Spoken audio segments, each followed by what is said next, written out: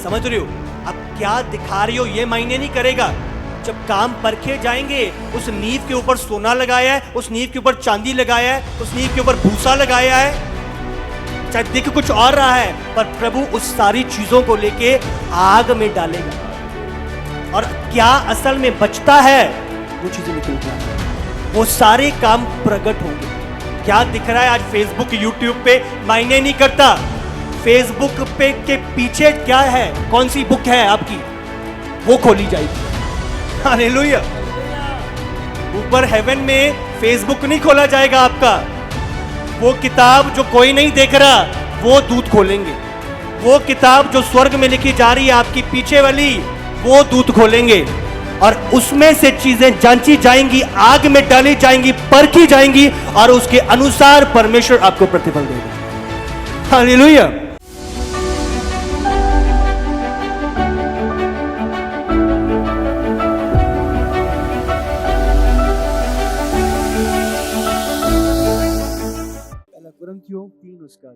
परमेश्वर के उस अनुग्रह के अनुसार जो मुझे दिया गया, मैंने बुद्धिमान राजमिस्त्री के समान नींव डाली और दूसरा उस पर रद्दा रखता है, परंतु हर एक मनुष्य चौकस रहे कि वह उस पर कैसा रद्दा रखता है। देखे ना राजमिस्त्री कैसे काम करते हैं।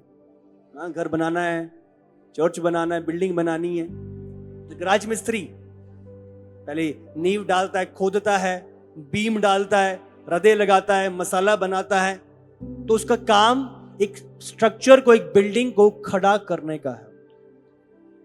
आपको पता है, अब सेवक लोग भी एक आत्मिक राजमिस्त्री हैं। हालेलुया। जिनका काम है आत्मिक लोगों को बिल्ड करना। हालेलुया। प्रजा को बिल्ड करना, प्रजा को बनाना, प्रभु की भेड़, प्रभु की कलीसिया को बनाने की जिम्मेदारी प्रभु ने हमें दी। बुद्धिमान राजमिस्त्री, मास्टर, स्किल्ड मास्टर बिल्डर। पहला कुरिन्थियों 3:9। क्योंकि हम परमेश्वर के सहकर्मी हैं, तुम परमेश्वर की खेती और परमेश्वर की रचना हो। ध्यान दें, हम परमेश्वर के साथ सहकर्मी हैं। आपको इस प्रकाशन को जानना और समझना होगा।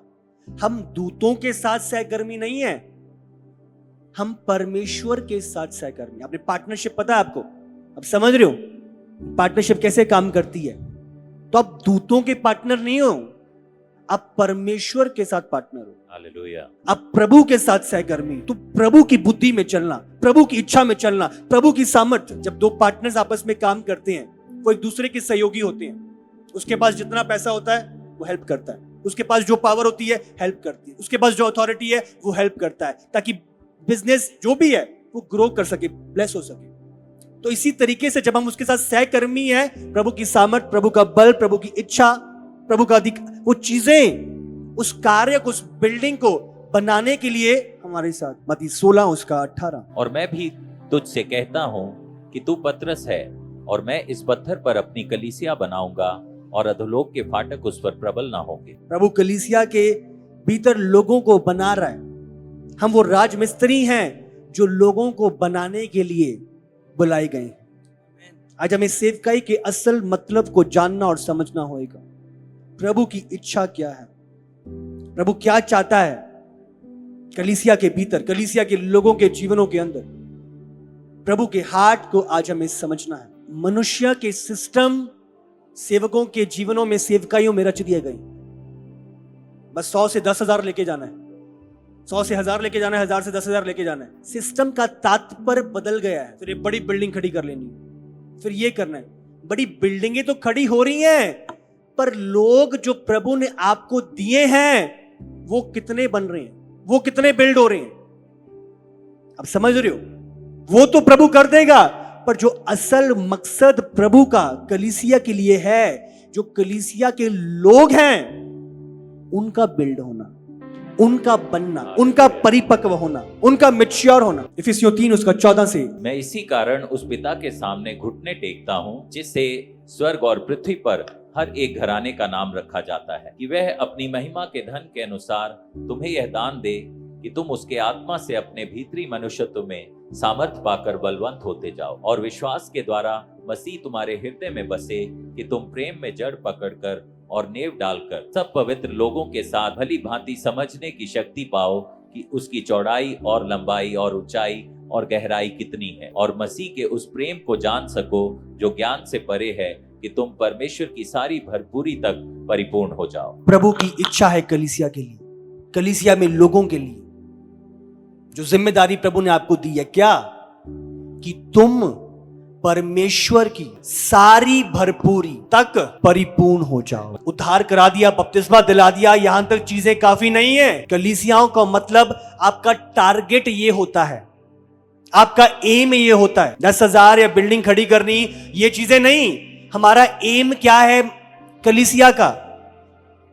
हमारा मकसद क्या है कि लोगों को ये सारी भरपूरी तक परिपूर्ण करना, कलीसिया को ये सारी भरपूरी तक परिपूर्ण करना। किसकी भरपूरी?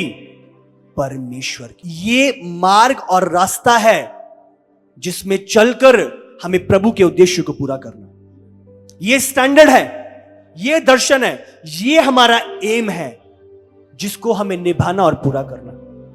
जब आपका एम सही होगा, आपकी दिशा भी सही होगी। उस स्थान पर आप प्रभु के अलौकिक फेवर को भी पाओगे जब आप प्रभु की इच्छा में चल रहे हो। बस ये नहीं कि हम भीड़ इकट्ठी कर रहे हैं, पर जो प्रभु दे रहा है, क्या आप उनको परमेश्वर की सारी भरपूरी तक परिपूर्ण कर रही हो कि नहीं? आज बात यहां पे नहीं है कोई आया तू और किसी और को लेके आ, तू किसी और को लेके आ। अगर वो परिपूर्ण हो जाएगा, वो एक चुंबक बन जाएगा जो अपने आप लोगों को आकर्षित करेगा। अपने आप लोग उसे देखकर कलीसियाओं में शामिल होंगे। लोगों को हमें परिपूर्ण करना है और ये स्टैंडर्ड है, इस लेवल तक हमारा मकसद कि जो अगर कोई व्यक्ति मेरे पास है तो क्या मैं उसे प्रभु की सारी भरपूरी तक परिपूर्ण कर रहा हूं कि नहीं? प्रभु की भरपूरी उसके अंदर आ रही है कि नहीं? वो प्रभु की तरह बन रहा है कि नहीं? इफिसियों की पुस्तक निकालेंगे 4 उसका 7 से। पर हम में से हर एक को मसीह के दान के परिमाण के अनुसार अनुग्रह मिला, इसलिए वह कहता है, वह ऊंचे पर चढ़ा और बंदियों को बांध ले गया और मनुष्यों को दान दिए। उसके चढ़ने से और क्या पाया जाता है? केवल यह कि वह पृथ्वी की निचली जगहों में उतरा भी था, और जो उतर गया यह वही है जो सारे आकाश से ऊपर चढ़ भी गया कि सब कुछ परिपूर्ण करे। उसने कुछ को प्रेरित नियुक्त करके, और कुछ को भविष्यवक्ता नियुक्त करके, और कुछ को सुसमाचार सुनाने वाले नियुक्त करके, और कुछ को रखवाले और उपदेशक नियुक्त करके दे दिया। आज अगर प्रभु ने हमें ठहराया है, प्रभु ने नियुक्त किया है, अधिकार दिया है। अगर आज ये पुलिस हमारे सर आर्मी में है तो उन्हें पता है। अब समझो अगर आप आर्मी में अपॉइंटेड हो तो आप एक नियुक्ति के नीचे हो। ये नहीं कि एक बंदूक दे दी तो जो मर्जी करें, आम बंदे को आके मार डालें। अब समझ रहे हो, आप एक अधिकार के नीचे हो, आप एक अथॉरिटी के नीचे हो। अगर आपको अधिकार दिया गया है तो एक अथॉरिटी के अंदर दिया गया, आप एक उस दायरे में हो। आप उस दायरे में एक मिशन पूरा करने के लिए बुलाए गए, एक मकसद में, एक इच्छा। फ्रीलांस की तरह काम नहीं करते। अब तो बंदूक मिल गई है जी, जो मर्जी करो, गन मिल गया जी, जहां मर्जी जाओ। आपको जो दर्शन, जो मिशन प्रभु ने अपॉइंट किया है, प्रभु ने नियुक्त करा है एक अलौकिक मकसद के तहत, और उस मकसद को जानकर हमें उस मकसद को पूरा करना है। अब समझ रहे, हम खुद नहीं आए, प्रभु ने अपॉइंट किया है। तो जिसने अपॉइंट किया है उसकी इच्छा को जानना है और उसकी इच्छा को पूरी करना, जिससे पवित्र लोग सिद्ध हो जाएं। ये नियुक्ति किसके लिए आपको समझना है। पवित्र लोग सिद्ध हो जाएं, सेवा के काम किए जाएं, और मसीह की देह उन्नति करें। देह का उन्नति करना बहुत महत्वपूर्ण है, आत्मिक उन्नति। जब तक कि हम सब के सब विश्वास और परमेश्वर के पुत्र की पहचान में एक ना हो जाएं, और एक सिद्ध मनुष्य ना बन जाएं, और मसीह के पूरे डील डॉल तक ना बढ़ जाएं। उन्नति कब तक करनी है, कब तक करानी है, कब तक काम करना है? जब तक विश्वास और प्रभु के पुत्र की पहचान में एक ना हो जाएं। हम सब विश्वास और प्रभु के पुत्र की पहचान में एक ना हो जाएं, हम एक सिद्ध मनुष्य ना बन जाएं, और मसीह के पूरे डील डॉल तक बढ़ ना जाएं। हालेलुया। कि मसीह, जब तक मसीह का कैरेक्टर, प्रभु की परिपूर्णता लोगों में वास ना करे, तब तक हमें कलीसिया को तैयार करना, कलीसिया को भरपूर करना। हालेलुया। उस लेवल तक प्रभु की परिपूर्णता को उंडेलने के लिए कलीसिया के अंदर हम बुलाए गए हैं, लोगों को सिद्ध करने के लिए। लोगों की उन्नति के लिए, उनको पूरे डील डॉल तक बढ़ाने के लिए। हालेलुया। इंग्लिश में लिखा है to the measure of the stature of the fullness of Christ. मैं फिर से दोहराना चाहूंगा, सामर्थ्य, to the measure of the stature of the fullness of Christ. अब समझ रहे हो, इतना मेजर लेके जाना है। आपकी मेजरमेंट आप कैसे नापोगे? ये 20 ml हो गया या 40 ml हो गया, किस लेवल तक हमें काम करना है? क्या लिखा है? To the stature of the fullness of Christ, कि मसीह की भरपूरी लोगों के अंदर वास करे, प्रमाणित हो। To the fullness of Christ, परमेश्वर की भरपूरी को स्थापित करना लोगों के अंदर, ये इच्छा है। हालेलुया। आज वो भरपूरी नहीं है, इसीलिए लोग टिक नहीं पाते, इसीलिए आसानी से भटक जाते हैं। वो भरमाया गया, वो ऐसा हो गया, क्यों, कैसे हो गया? अगर प्रमाणित होगा, भरपूरी ठहरेगी। हो ही नहीं सकता वो भरमाया। आपको प्रभु की भरपूरी को उंडेलना है। हालेलुया।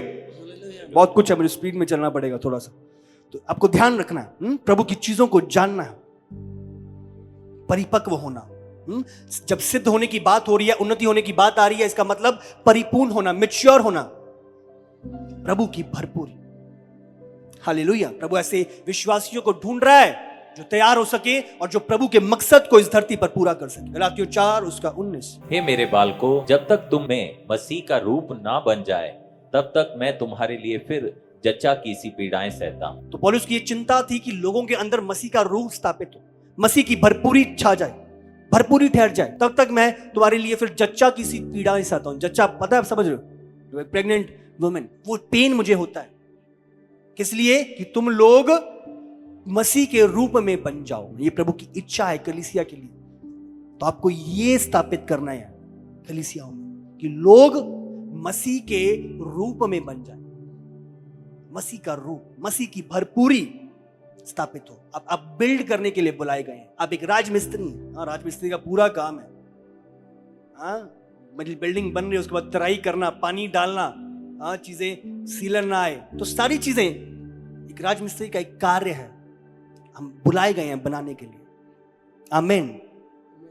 लोगों को बनाना, तैयार करना। इसके मैं आ रहा हूं, जब तक तुम में मसीह का रूप ना बन जाए। प्रभु चाहता है वो साधारण लोग जो कलीसिया में आ रहे हैं, जो उद्धार पा रहे हैं, वो परमेश्वर की भरपूरी को पाए। प्रभु ये नहीं चाहता कि साधारण आए, हम उस 10 साल भी साधारण रहे। जब वो आ रहा है, उसका बदलना जरूरी है। प्रभु की भरपूरी का जाना जरूरी है, उसका मसीह की तरह बनना जरूरी है। अब समझ रहे, वो मेजर, वो स्टैचर, प्रभु की तरह, उस लेवल तक प्रभु की भरपूरी का आना अवश्य। हालेलुया।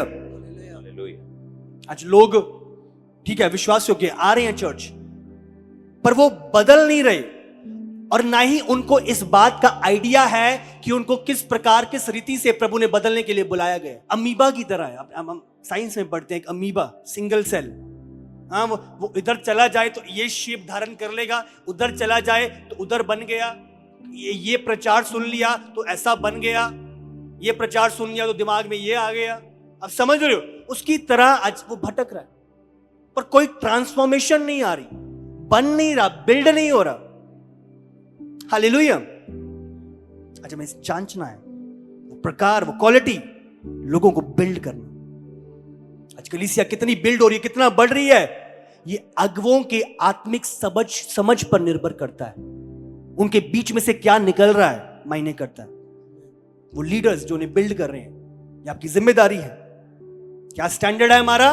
प्रभु की भरपूरी तक ले जाने का। 1 कुरिन्थियों 3। हे भाइयों, मैं तुमसे इस रीति से बातें ना कर सका जैसे आत्मिक लोगों से, परंतु जैसे शारीरिक लोगों से, और उनसे जो मसीह में बालक हैं। मैंने तुम्हें दूध पिलाया, अन्न ना खिलाया, क्योंकि तुम उसको ना खा सकते थे, वरन अब तक भी नहीं खा सकते हो, क्योंकि अब तक शारीरिक हो, इसलिए कि अब तुम में डाह और झगड़ा है। तो क्या तुम शारीरिक नहीं और मनुष्य की रीति पर नहीं चलते? जब एक कहता है कि मैं पौलुस का हूँ और दूसरा कि मैं पौलुस का हूँ, तो क्या तुम मनुष्य नहीं? अपोलोस क्या है और पौलुस क्या है? केवल सेवक थे जिनके द्वारा तुमने विश्वास किया। मैं पौलुस का हूँ, मैं अपोलोस का हूँ, मैं इसका हूँ। समझ रही हो? तुम अभी भी शारीरिक हो, तुम्हारा चलना शारीरिक है, अभी भी दूध पी रही हो। चाहता था मांस खिलाना, चाहता था रोटी खिलाना, पर अभी भी तुम इन्हीं चीजों में उलझे पड़े हो। पढ़ो, मैंने लगाया, अपोलोस ने सींचा, परंतु परमेश्वर ने बढ़ाया। ध्यान दे। तो आपका बढ़ना किसी मनुष्य से नहीं आ सकता, आपका बढ़ना स्वयं परमेश्वर की ओर से आएगा, यीशु के सामर्थी नाम से। परंतु परमेश्वर ने बढ़ाया। जब आप प्रभु की इच्छा को अपनी कलीसियाओं में स्थापित करोगे तो परमेश्वर बढ़ाएगा, यीशु के सामर्थी नाम से। लगाने वाला और सींचने वाला दोनों एक है, परंतु हर एक व्यक्ति अपनी ही परिश्रम के अनुसार अपनी ही मजदूरी पाएगा। हो सकता है आपके बहुत सारे स्टैंडर्ड सेट हो। पतरस रात के समय में मछली पकड़ने गया और एक मछुआरा जानता है सही समय मछली पकड़ने का वो ही है। वो गहरे समुद्र में गया, एक अच्छा जो मछुआरा है वो जानता है कि पास नहीं, गहरे समुद्र में मछली मिलेगी। अब समझ रहे हो, अच्छे जाल बिछाए, अच्छा उसने सब कुछ किया, पर एक भी मछली नहीं मिली। हालेलुया। परंतु जब परमेश्वर प्रभु यीशु उसकी नाव में आया, थोड़ी सी दूर गया था और वो भी दिन का समय था। हालेलुया। पर इतनी जब जाल डाला, इतनी मछलियां पकड़ी कि जाल फटने लगा और दूसरे भाइयों को बुला रहा था, भाई मेरी मदद करो क्योंकि जाल फट रहा है। तो बढ़ती ना पूर्व से ना पश्चिम से, परंतु परमेश्वर की ओर से आती है। बढ़ाना प्रभु की ओर से, बढ़ना प्रभु की ओर से। प्रभु बढ़ाता है, इस बात को आपको जानना होगा। प्रभु बढ़ाता है, हमारा ब्रेन वर्क नहीं, अपनी हमारी स्कीमें नहीं, उसको कॉपी करके ऐसा कर लेते हैं, ये सेटिंग कर लेते हैं।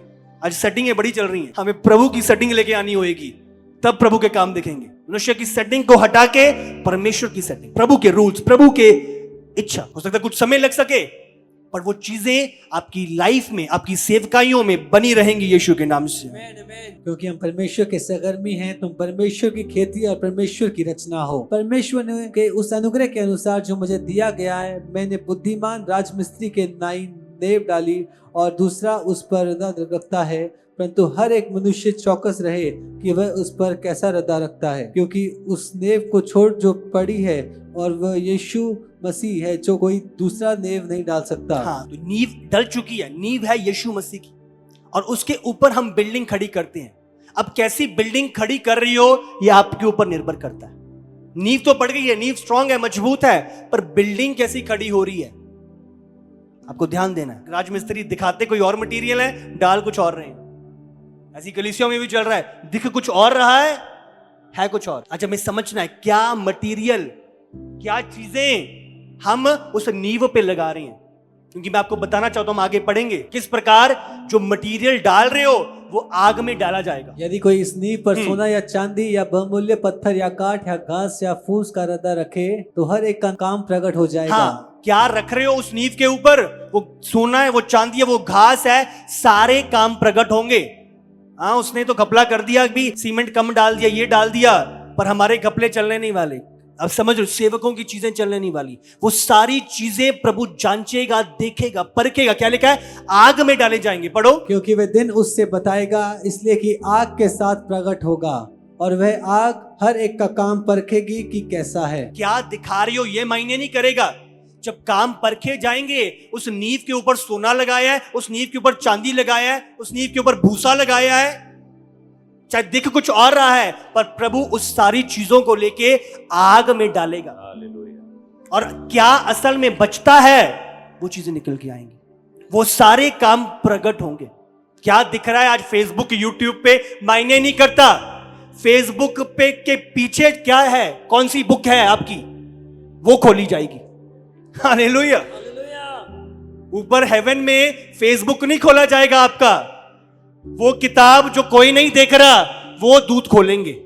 वो किताब जो स्वर्ग में लिखी जा रही है आपकी पीछे वाली, वो दूत खोलेंगे और उसमें से चीजें जांची जाएंगी, आग में डाली जाएंगी, परखी जाएंगी और उसके अनुसार परमेश्वर आपको प्रतिफल देगा। जिसका काम उस पर बना हुआ स्थिर रहेगा वह मजदूरी पाएगा। आमीन। जो स्थिर रहेगा, स्थिर कैसे? आत्मा की परिपूर्णता, कलीसिया की आत्मा की परिपूर्णता को पाना, कलीसिया का मसीह के स्वरूप को पाना, कलीसिया का उस लेवल तक जाना। पिलर्स आपने लकड़ी के बना रखे हैं और ऊपर लंटर डाल रहे हैं, कैसे टिकेगा? अब समझ रहे हो, सारी चीजें उठाकर प्रभु आग में डालेगा। ये नहीं प्रभु देख मैंने तेरे लिए ये किया, प्रभु मैंने तेरे लिए ये किया, प्रभु मैंने तेरे लिए ये किया। बाइबल में लिखा है, मैं कह दूंगा मैं तुझे नहीं जानता। अब समझ रहे हो, हम दिखाएंगे तो सही, प्रभु देख, भूस को चाहे लकड़ी लगाई है पर आसपास बहुत सुंदर डेकोरेशन कर दी है, चर्च में अच्छे पिलर्स वो डेकोरेट कर दिया, किसी को पता ना चले, वो डेकोरेशन हटेगी, वो चीज आग में डाली जाएगी और असलियत बाहर आएगी। हालेलुया। आज हमें कलीसियाओं में प्रभु की इच्छा को स्थापित कर, आमीन। वो सब कुछ नींव तो यीशु की है, पर उसके ऊपर आप क्या लगा रहे हो? आ तो गए, सैल्वेशन तो पाली, मुक्ति तो पाली यीशु के द्वारा, पर उसके बाद आप कैसी तैयारी कलीसिया की करा रहे हो? कलीसिया परिपक्व हो रही है कि नहीं? प्रभु की भरपूरी तक पहुंच रही है कि नहीं? मसीह के स्वरूप में बदल रही है कि नहीं? वो चीजें जांची जाएंगी, हर एक से लेखा लिया जाएगा। और जो लोग कार्य नहीं कर रहे, उनसे लेकर उस तक पहुंचाया जाएगा जो प्रभु के तोड़ों को इस्तेमाल कर रहा है। क्या हुआ? 5 वाले ने 10 बना लिए, 2 ने 4 बना दिए, 1 वाले ने छुपा दिया था, कोई काम नहीं कर रहा था। प्रभु ने क्या किया?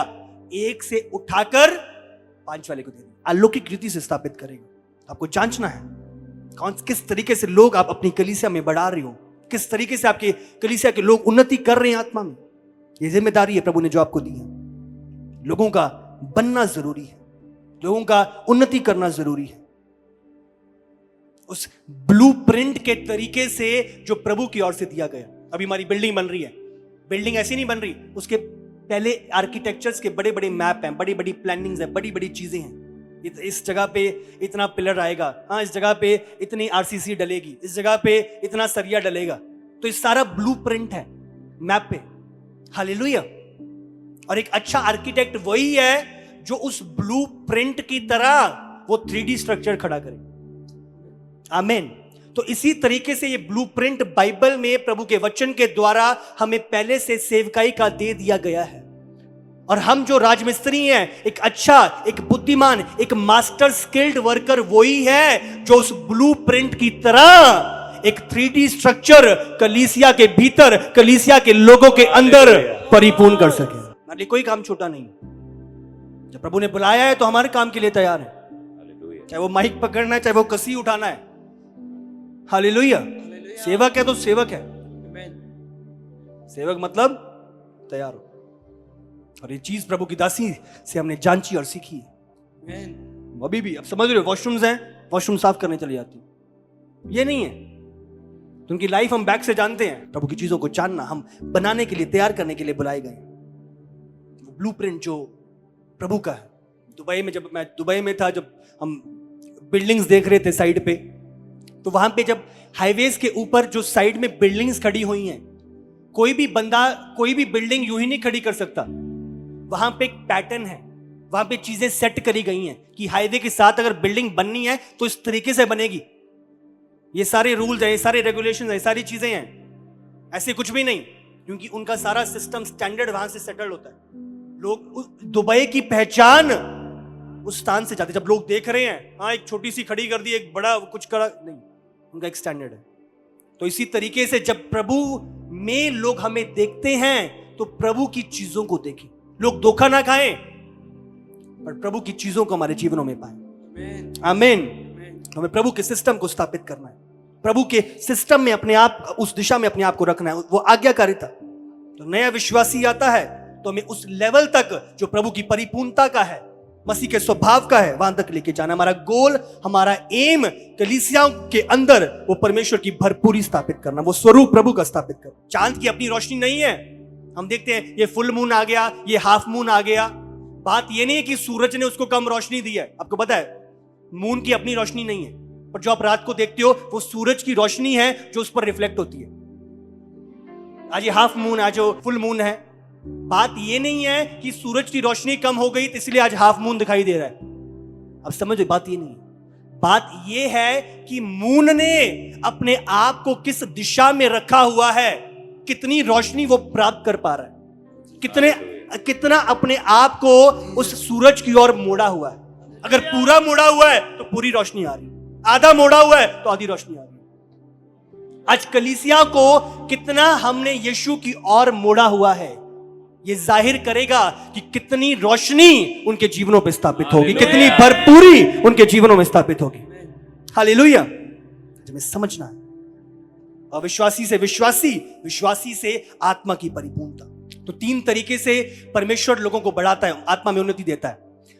सबसे पहला पाक रूह के द्वारा, परमेश्वर की आत्मा के द्वारा, जब उस पर भरोसा करते हैं लोगों को चेंज करता है उसके बाद परमेश्वर का वचन, और तीसरा सिखाने वालों के द्वारा, जो शिक्षा देते हैं उनके द्वारा लोगों के जीवन बदलते हैं। प्रभु के वचन में वो तरीका बताया गया है जिसके द्वारा एक व्यक्ति को चलना चाहिए, और वहीं पर जो याजक हैं, सिखाने वाले हैं, वो चीजों को लेकर आते हैं जो प्रभु की इच्छा है और लोगों तक बांटते हैं।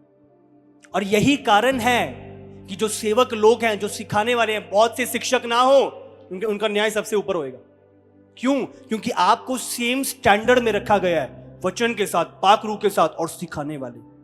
तो अगर इस स्टैंडर्ड पे रखा गया है तो उसी स्टैंडर्ड पे आपसे लिखा भी लिया जाएगा। हालेलुया। हम क्या सिखा रहे हैं, क्या लोगों तक जाहिर कर रहे हैं? क्या वो प्रभु का वर्ड है, हमारा वर्ड है? जिस डिग्री पे आप उसकी योजनाओं को समझोगे, क्या कलीसिया में स्थापित करना है, वही डिग्री है कि प्रभु अपनी प्रजा को, अपनी भेड़ों को आप तक पहुंचाएगा। प्रभु का एम ये नहीं है कि बहुत सारे लोग इकट्ठे हों, बड़ी गैदरिंग इकट्ठी हो जाए, बड़ी बिल्डिंग बन जाए, परंतु प्रभु ऐसे लोगों को उठाना चाहता है जो परमेश्वर की भरपूरी को रखें, जो मसीह की तरह बन जाएं और जो प्रभु की इच्छा को स्थापित करें। हालेलुया।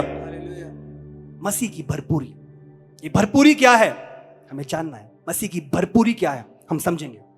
यशाया 40 उसका 28। क्या तुम नहीं जानते, क्या तुमने नहीं सुना, यहोवा जो सनातन परमेश्वर और पृथ्वी भर का सृजनहार है, वह ना थकता ना श्रमित होता है, उसकी बुद्धि अगम है। जब प्रभु की भरपूरी आ रही है, आपको उस बात को समझना है। ये नहीं कि बंदा परमेश्वर बन जाए, एक व्यक्ति प्रभु नहीं बन सकता। अब समझ रहे हो प्रभु की क्या क्वालिटी है कि वो एक क्रिएटर है, चीजों को बनाने वाला, और हर एक जन प्रभु को छोड़ के, चाहे वो लूसीफर क्यों नहीं था, वो बनाया गया था, और परमेश्वर ही है जिसको किसी ने बनाया नहीं, इसीलिए वो परमेश्वर है।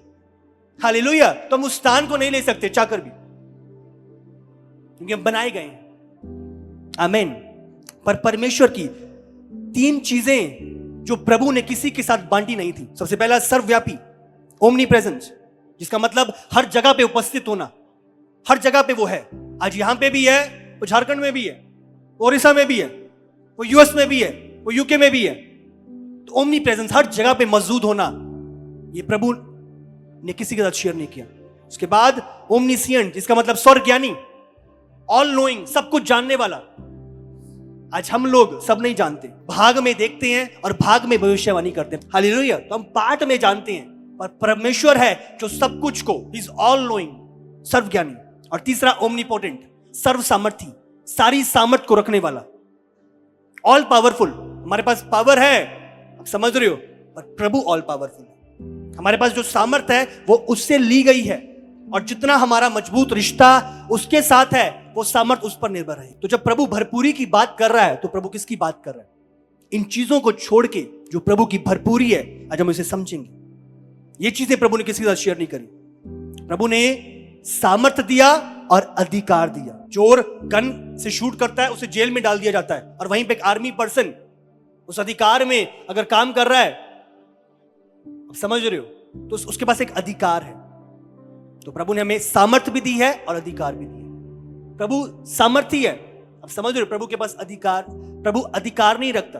अधिकार का मतलब क्या? जब एक व्यक्ति के पास अधिकार है, इसका मतलब उसे एक सीमा दी गई है कि एक सीमा के भीतर काम करना। कुछ चीजें ना बीच बीच में मैं आप पर जाहिर कर रहा हूं, जैसे ये नगेट्स कहते हैं ना, जो किताबों में जो टेक्स्ट बुक्स आते हैं उसमें अलग अलग से लिखा होता है एक्स्ट्रा इंफॉर्मेशन। तो ये चीजें आपके लिए ताकि आप चीजों को समझ सकें। तो जब अथॉरिटी होता है, अथॉरिटी मतलब एक सीमा पे काम करना। आप एक सीमा में हो, आप यहां जा सकते हो, यहां नहीं, इसको शूट कर सकते हो, इसको नहीं, इस लेग पे शूट कर सकते हो, ऐसी सीमा है, ज्यूरिसडिक्शन है। और वहीं पर अथॉरिटी हमेशा एक ऊपर वाले व्यक्ति से दी जाती है। हालेलुया। और प्रभु के पास कोई ऊपर वाला व्यक्ति नहीं है जिससे उसने अथॉरिटी पाई है, और ना ही प्रभु के पास कोई सीमा है कि यहां तक ही काम करना है। हालेलुया। वो ओमनिसिएंट है, वो हर जगह पे कुछ भी किसी भी समय कार्य कर सकता है। तो प्रभु की भरपूरी को आज हमें जानना। आमीन। प्रभु की भरपूरी क्या है जिसके विषय में बात हो रही। सबसे अगर हमें प्रभु को जानना है, तो सबसे अधिक अगर हम प्रभु के विषय में जान सकते हैं तो वो यीशु के द्वारा है। यीशु के भीतर यीशु को जानकर आप प्रभु को जान सकते हैं। कोई भी जन, कोई भी किताब ऐसी नहीं है जिस यीशु से बढ़ के जिससे आप परमेश्वर को बेहतरीन रीति से समझ सकें। तो यीशु से हम पिता को जानते हैं, उस इनविजिबल गॉड को हम यीशु के द्वारा समझते हैं। हालेलुया। जब यीशु इस धरती पे आया, 3 लेवल्स परमेश्वर के, जिसमें होकर प्रभु की भरपूरी को हमें लोगों के जीवनों में उंडेलना है। सबसे पहला प्रभु का नेचर और प्रभु का कैरेक्टर, परमेश्वर का हमें लोगों के अंदर उंडेलना है। प्रभु का स्वभाव और प्रभु का कैरेक्टर। निर्गमन 33 उसका 18 और 19। मूसा ने कहा, मुझे अपना तेज दिखा दे। उसने कहा, मैं तेरे सम्मुख होकर चलते हुए तुझे अपनी सारी भलाई दिखाऊंगा। मूसा ने कहा, प्रभु मुझे अपने आप को दिखा। प्रभु ने क्या कहा? मैं तुझे अपनी भलाइयां दिखाऊंगा। प्रभु की भलाइयों के द्वारा आप परमेश्वर के स्वभाव को समझते हैं।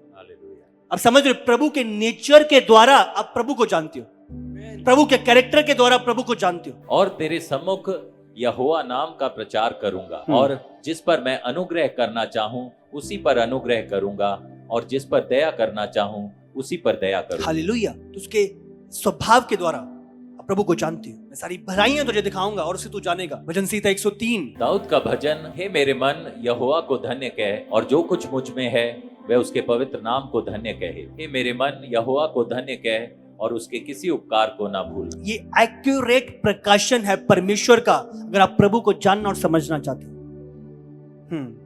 ये डिस्क्रिप्शन प्रभु का, वो कौन है? पढ़ो। वही तो तेरे सब अधर्म को क्षमा करता और तेरे सब रोगों को चंगा करता है। वो रोगों को चंगा करता है। उसका नेचर है, स्वभाव है। उसके नेचर से आप उसे जानते हो। वही तो तेरे प्राण को नष्ट होने से बचा लेता है, और तेरे सिर पर करुणा और दया का मुकुट बांधता है। वही तो तेरी लालसा को उत्तम पदार्थों से तृप्त करता है, जिससे तेरी जवानी उकाब के समान नहीं हो जाती है। यहोवा सब पिसे हुओं के लिए धर्म और न्याय के काम करता है। मैं बताऊं, एक बंदे को बोलूं आपको जाना है उधर, मैं उसको डिस्क्राइब कर दूं। जब वो जाएगा, उसने वो ऐसा होएगा, वो इतना लंबा होएगा, उसने ये पहना होएगा, समझ रहे हो?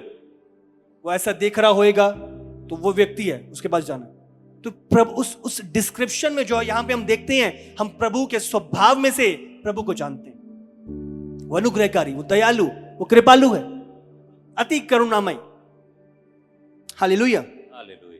ये प्रभु प्रेम से भरपूर है। आमीन। आत्मा के फल प्रेम, वो प्रेम से भरपूर। पहला यूहन्ना 4 उसका 7 अगर आप निकालो। हे प्रियो, हम आपस में प्रेम रखें, क्योंकि प्रेम परमेश्वर से है। जो कोई प्रेम करता है वह परमेश्वर से जन्मा है और परमेश्वर को जानता है। तो क्या कलीसिया में प्रेम स्थापित है कि नहीं? और सिर्फ प्रभु से नहीं, एक दूसरे से प्रेम करना, ये आत्मिक परिपक्वता है। परमेश्वर से प्रेम, भाई बहनों से प्रेम, इन चीजों को समझना।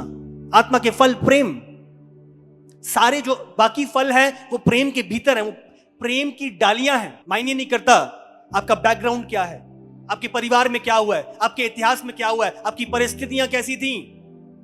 और परमेश्वर का आत्मा जो हमें दिया गया है, वो सारे स्वभावों को बदलकर प्रेम की भरपूरी में उंडेलकर मसीह के समान बनाने की सामर्थ्य रखता है। तो ये प्रेम का कलीसिया के अंदर स्थापित होना, प्रभु की भरपूरी की बात कर रहे हैं तो प्रभु के स्वभाव की बात कर रहे हैं। प्रेम का कलीसियाओं में स्थापित हो। अब समझ रहे हो, जब पाकरू उतरा 120 चेलों पे, उन्हें ले जाया गया, ये कितना हियाव से बोल रहे हैं। ये वही मछुआरा नहीं है?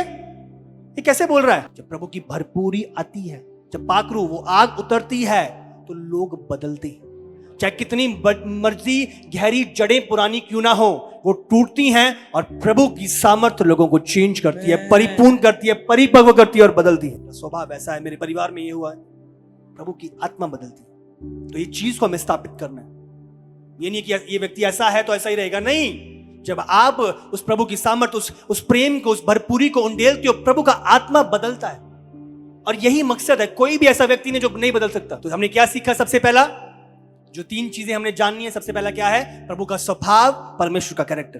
दूसरा, परमेश्वर की बुद्धि, प्रभु की बुद्धि, प्रभु के काम करने के तरीके। भजन संहिता 103 उसका 7। उसने मूसा को अपनी गति और इजराइलियों पर अपने काम प्रकट किए। अपनी गति प्रकट करी। गति मतलब अपना रास्ता, अपना मार्ग, अपना काम करने का तरीका प्रकट किया। विजडम ऑफ गॉड, मत्ती 13 उसका 11। उसने उत्तर दिया, तुमको स्वर्ग के राज्य की भेदों की समझ दी गई है। तो ये परमेश्वर की बुद्धि है। और कलीसियाओं में सबसे पहला स्वभाव और ये समझ स्थापित होना, ये बुद्धि स्थापित होना, ये विजडम प्रभु का उनके अंदर उंडेला जाना, ये मन तुम्हारे अंदर स्थापित हो जो मन प्रभु यीशु के अंदर था। जो आपके अलौकिक उत्तम जो अनुभव हैं वो निर्भर करेंगे आपकी समझ के ऊपर, आपके अंदरूनी विश्वास के सिस्टम पर, आपके बिलीफ सिस्टम पर वो निर्भर करेंगे। क्या अनुभव, क्या उत्तम चीजों को आप पाओगे, आपका बिलीफ सिस्टम क्या है, सफल है या फेलियर है, आपके मन में बिलीफ क्या है। तो दूसरा हमने जाना प्रभु की बुद्धि, प्रभु की गति, स्वर्गीय भेद, और तीसरा परमेश्वर की सामर्थ, परमेश्वर की सामर्थ। मत्ती 22 उसका 29।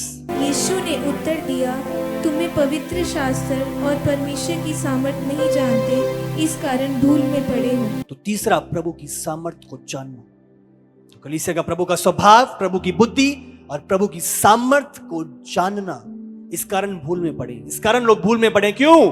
प्रभु की सामर्थ को नहीं जानते। इफिसियों 1 उसका 18 और 19। और तुम्हारे मन की आंखें जो तेरे में होगी तुम जान लो कि उसकी बुलाहट की आशा क्या है और पवित्र लोगों में उसकी मिरास की महिमा का धन कैसा है, और उसकी सामर्थ हम में जो विश्वास करते हैं कितनी महान है, उसकी शक्ति के प्रभाव के उस कार्य के अनुसार। और इस सामर्थ का उंडेला जाना, एक्सीडिंग सामर्थ हम में जो है कितनी महान है, जो विश्वास करते हैं कितनी महान है, exceeding greatness of his power.